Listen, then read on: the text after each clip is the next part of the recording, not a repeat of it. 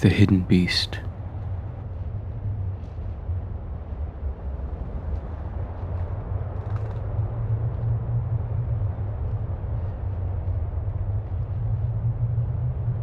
His house is the last in the village. Towards the forest, the houses become more and more scattered, reaching out to the wild of the wood, as if they yearned to separate themselves from the swarm that clusters about the church and the inn.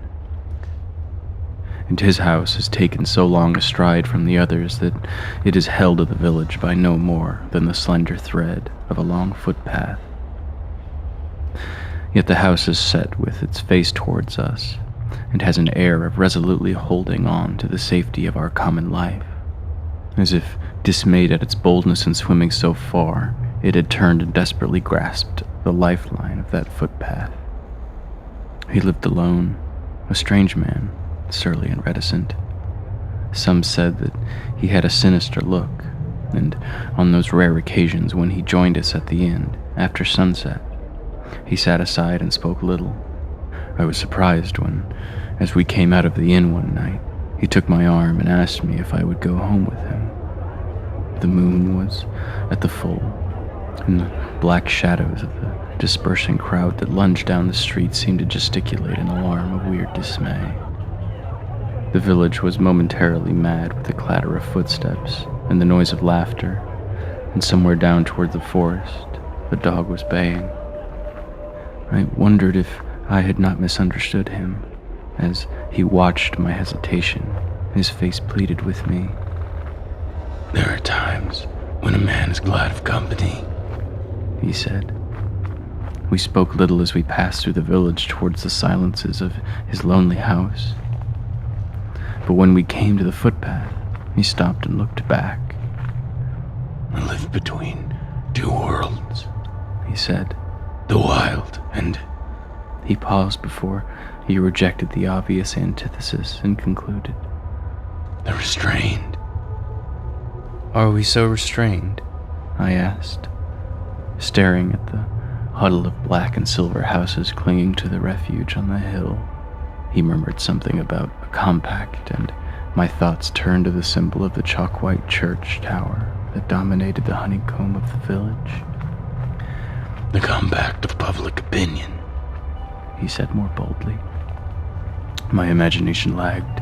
I was thinking less of him than of the transfiguration of the familiar scene before me. I did not remember ever to have studied it thus, under the reflections of a full moon.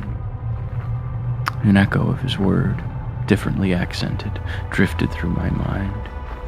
I saw our life as being in truth compact, little and limited.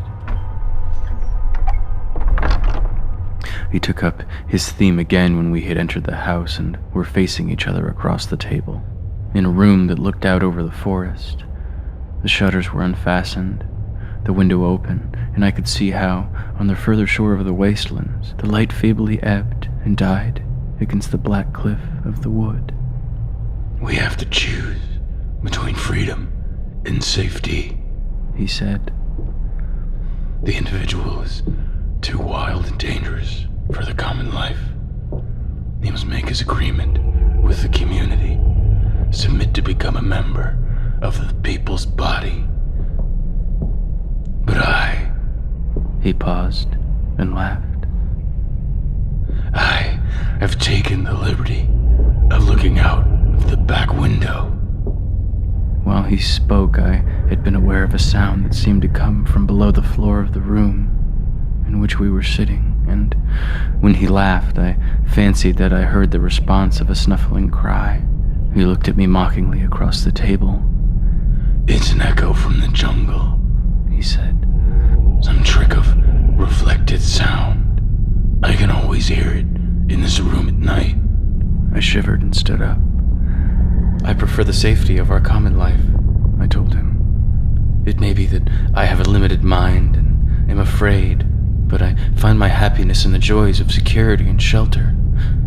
The wild terrifies me." "A limited mind," he commented. "Probably it is rather that you lack a fire in the blood." was glad to leave him, and he, on his part, made no effort to detain me. It was not long after this visit of mine that the people first began to whisper about him in the village. At the beginning they brought no charge against him, talking only of his strangeness and of his separation from our common interests. But presently I heard a story of some fierce wild animal that he had caged and tortured in the prison of his house. One said that he had heard it screaming in the night, and another that he had heard it beating against the door, and some argued that it was a threat to our safety since the beast might escape and make its way into the village, and some that such brutality, even though it were to a wild animal, could not be tolerated. But I wondered inwardly whether the affair were any business of ours, so long as he kept the beast to himself. I was a member of the council that year, and so took part in the voting when presently the case was laid before us. But no vote of mine would have helped him if I had dared overcome my reluctance to speak in his favor.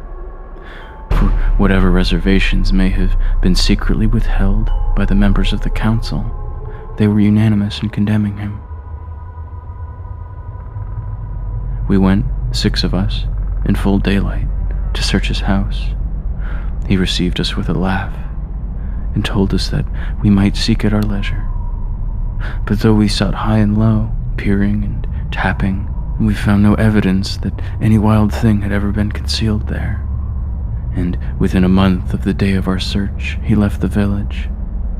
I saw him alone once before he went, and he told me that he had chosen for the wild and freedom, and that he could no longer endure to hold to the village even by the thread of the footpath. But he did not thank me for having allowed the search of his house to be conducted by daylight, although he knew that I, at least, was so sure no echo of the forest could be heard in that little room of his, save in the transfigured hours between the dusk and the dawn.